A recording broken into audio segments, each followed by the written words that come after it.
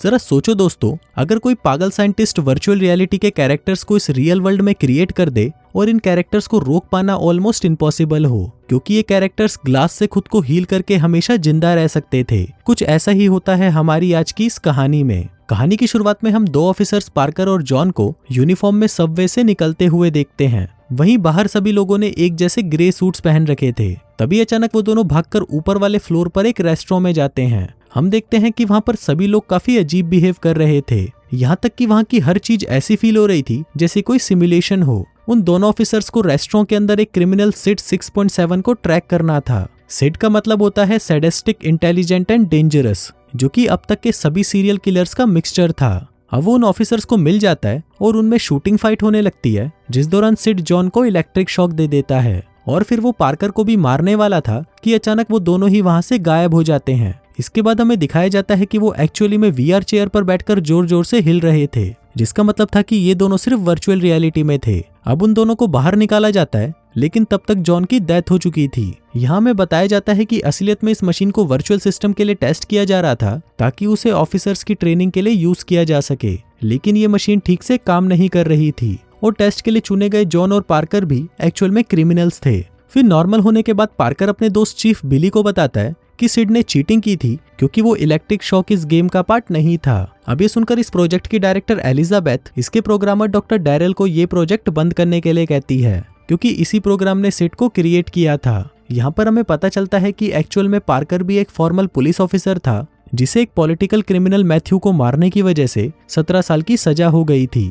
इसके बाद पार्कर को फिर से जेल में ले जाया जाता है, जहां पर दूसरे कैदी उसे बिल्कुल भी पसंद नहीं करते थे क्योंकि पार्कर एक पुलिस ऑफिसर रह चुका था। तभी उसकी और एक कैदी बिग रैट की आपस में फाइट हो जाती है, जिसके बाद ऑफिसर्स उसे काफी ज्यादा मारकर सेल में बंद कर देते हैं। दूसरी तरफ रिसर्च फैसिलिटी में डॉक्टर डैरिल स्क्रीन पर सिड से बात करते हुए उसे बताता है कि हमें ये वीआर प्रोग्राम बंद करना होगा क्योंकि उसके न्यूरल कैलिब्रेशन बढ़ाने से जॉन की डेथ हो गई थी। लेकिन तभी सिड क्रीपी सी स्माइल के साथ कहता है कि मुझे कभी बंद नहीं किया जा सकता। ये देखकर ऐसा फील हो रहा था कि सिड के पास रियल कॉन्शियस हो। उधर पार्कर एक साइकोलॉजिस्ट मेडिसिन से मिलता है ताकि उसकी हेल्प से उसकी सजा कम हो सके। उधर फैसिलिटी में डॉक्टर डैरेल सिड के साथ मिलकर एक सीक्रेट प्लान बनाता है, जिसके लिए वो एक और फेलो वर्कर क्लाइड से बात करने जाता है, जो कि नैनोबोट नाम की टेक्नोलॉजी पर काम कर रहा था। इस टेक्नोलॉजी की मदद से वो डिजिटल वर्ल्ड में किसी भी चीज को उसके मॉड्यूल के बेस पर जिंदा कर सकते थे, और जब तक वो मॉड्यूल उनके अंदर रहेगा, ये क्रिएचर्स खुद को ग्लास की मदद से अपने आप ही ठीक करके जिंदा रह सकेंगे।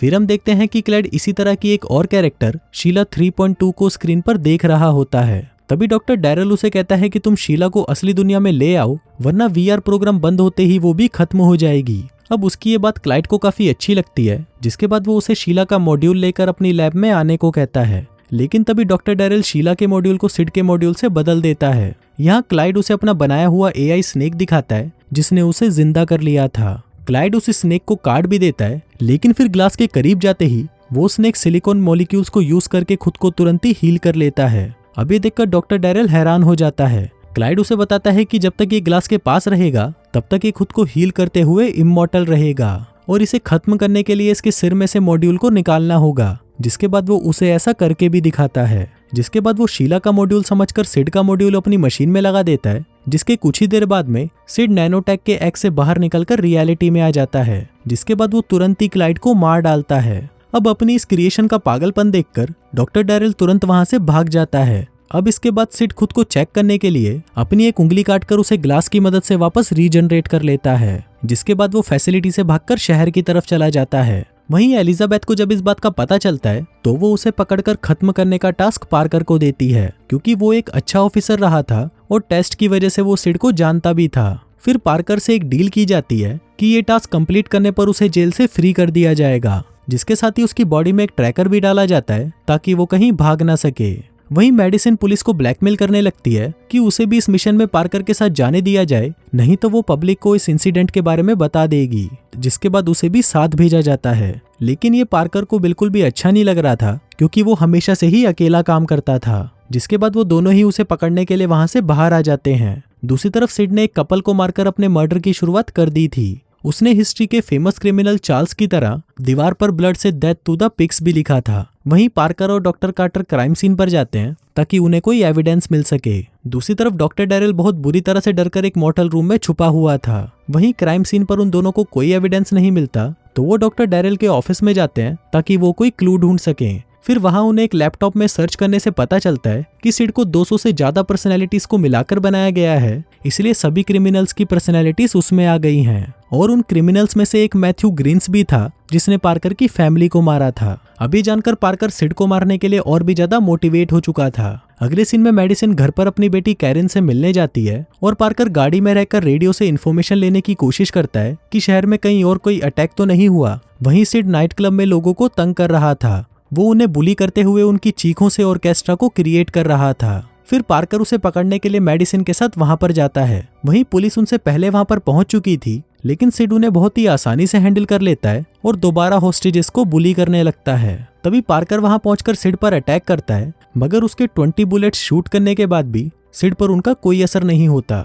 जिसके बाद वो नाइट क्लब से निकलकर एक पुलिस की कार में वहां से भाग जाता है। पार्कर और मेडिसिन भी अपनी गाड़ी में उसका पीछा करते हैं। रास्ते में सिड रेडियो से उनसे बात करके पार्कर को टोंट मारता है, जिसके बाद हम देखते हैं कि उसने कांच खाकर खुद को ठीक भी कर लिया था। और फिर एक ब्रिज तक पहुंचकर सिड वहां से जंप करके वहां से भाग जाता है। पार्कर का मानना था कि सिड के अंदर सबसे खतरनाक पर्सनैलिटी मैथ्यू ग्रेन्स की है, क्योंकि वो भी उसे ऐसे ही टोंट मारा करता था। वो पुलिस को वार्न करता है कि मैथ्यू की तरह सिड भी ऐसी जगहों पर अटैक करेगा जहां पर ज्यादा से ज्यादा लोग और मीडिया कवरेज हो। दूसरी तरफ सिड अब एक मार्केट में था जहां टीवी पर उसी नाइट क्लब वाले इंसिडेंट की न्यूज चल रही थी। तभी एक लड़का चैनल बदलकर पास के स्टेडियम में चलने वाला एक रेसलिंग मैच देखता है तो सिड उसे जान से मार डालता है। वहीं पास में खड़ा एक आदमी उसे अपने कैमरे से रिकॉर्ड कर रहा था, लेकिन सिड उसे कुछ नहीं कहता क्योंकि वो एक अटेंशन सीकर था। इसके बाद वो स्टेडियम में जाता है और वो एक लड़की को हरास करते हुए उसके बॉयफ्रेंड को नीचे फेंक देता है। तभी गार्ड उसे शूट करता है, लेकिन तभी सिड नीचे रिंग में जंप करता है। उधर उसके पीछे जाने पर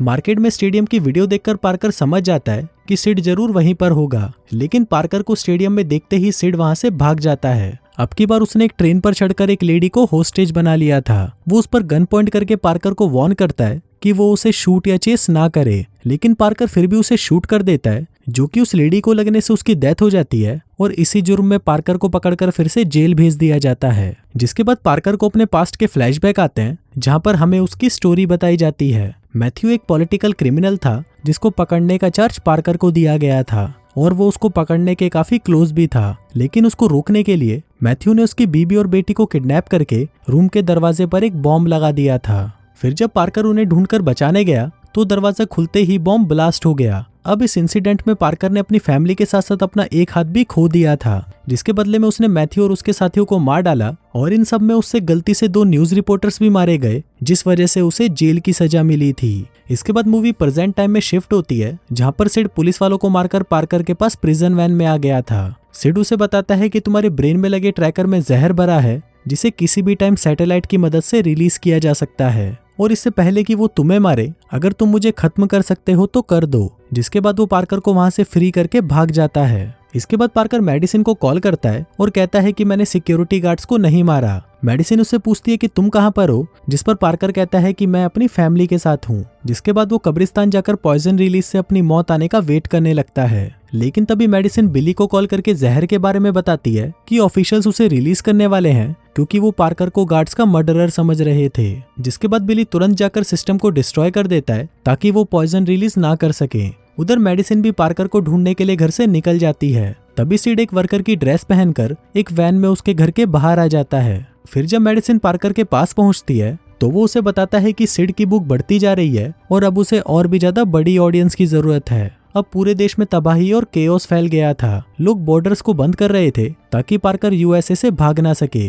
इन सब में सिड ने टीवी स्टेशन पर कंट्रोल संभालकर अपना लाइव डेथ टीवी स्टार्ट कर दिया था, जिसके बाद अचानक ही चैनल की टीआरपी बहुत ज्यादा बढ़ जाती है क्योंकि सब लोग हर जगह से उसे लाइव देख रहे थे। कि तभी मेडिसिन अपनी बेटी कैरिन को टीवी पर देखती है जिसे सिड ने किडनैप कर लिया था। पार्कर उसे प्रॉमिस करता है कि वो कैरिन को बचा लेगा, साथ ही वो उसे इस नेटवर्क के सभी टेलीफोन लाइंस और ब्रॉडकास्ट को बंद करने को कहता है। उधर सिड अपनी पब्लिसिटी को बढ़ाने के लिए लाइव टीवी पर एक आदमी को मारने वाला होता है कि तभी मेडिसिन ब्रॉडकास्ट लाइन को बंद कर देती है। वहीं मेडिसिन को डॉक्टर डैरेल भी मिल चुका था जिसे वो गन पॉइंट पर लेकर पकड़ लेती है। दूसरी तरफ बिल्डिंग में फोर्सेस पहुंचकर पार्कर को शूट करने लगती है, मगर वो किसी तरह से बचकर 38 फ्लोर पर पहुंच जाता है जहां पर वो स्टूडियो था। उधर लाइंस कटते ही सिड को गुस्सा आ जाता है क्योंकि उसे अटेंशन चाहिए थी। तभी पार्कर वहां पहुंचकर सिड को शूट करने लगता है, जिसके बाद वो दोनों फाइट करते करते रूफटॉप पर चले जाते हैं। सिड पर गोलियों का कोई असर नहीं हो रहा था, तो वो दोनों बिना हथियारों के ही लड़ने लगते हैं, जिसमें सिड पार्कर को नीचे फेंकने की कोशिश करता है,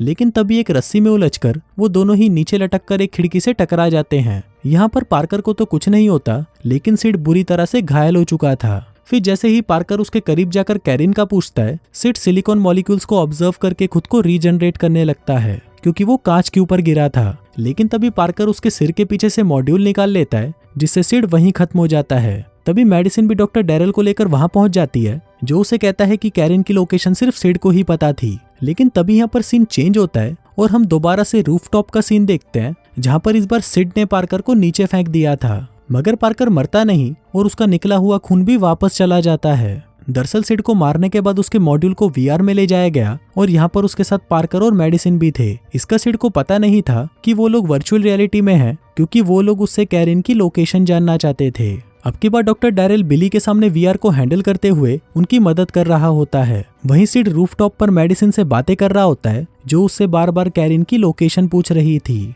तभी वो वहां पर रखे एक एग्जॉस्ट फैन सिलेंडर पर नॉक करके बताता है कि कैरिन इसके अंदर है। तभी पार्कर उसके सामने आ जाता है, जिसको देखकर सिड समझ गया था कि वो दोबारा वीआर में आ गया है। बिली तुरंत डॉक्टर डैरिल को उन्हें बाहर निकालने को कहता है। वो जल्दी से मेडिसिन को तो बाहर निकाल लेता है, लेकिन वो पार्कर के ब्रेन को मेल्ट करके उसे मारने की कोशिश करता है। लेकिन तभी मेडिसिन उसे शूट कर देती है और पार्कर को बचा लेती है। फिर पार्कर को वहां से बाहर निकाला जाता है, जिसके बाद वो दोनों कैरिन को रेस्क्यू करने जाते हैं। लेकिन जब मेडिसिन सिलेंडर को खोलने लगती है तो पार्कर उसे रोक देता है, क्योंकि उसे लगता है कि शायद ये कोई ट्रैप होगा। जिसके बाद वो अपने नकली हाथ से उस फैन को रोककर उसके ऊपर से उसके अंदर चला जाता है। उधर सिड ने पार्कर के लिए एक वीडियो मैसेज छोड़ा था कि अगर कैरिन अपनी जगह से थोड़ी सी भी उठी तो ये बॉम्ब ब्लास्ट हो जाएगा। लेकिन पार्कर अपने फेक हाथ से वायर निकालकर किसी तरह बॉम्ब को डिफ्यूज कर देता है और कैरिन को बचा लेता है। फिर फिल्म के लास्ट सीन में सिड उस मॉड्यूल को नीचे फेंककर तोड़ देता है, ताकि सिड जैसा इतना खतरनाक कैरेक्टर कभी भी इस दुनिया में वापस ना आ सके। और इसी के साथ ही ये फिल्म यहीं खत्म हो जाती है।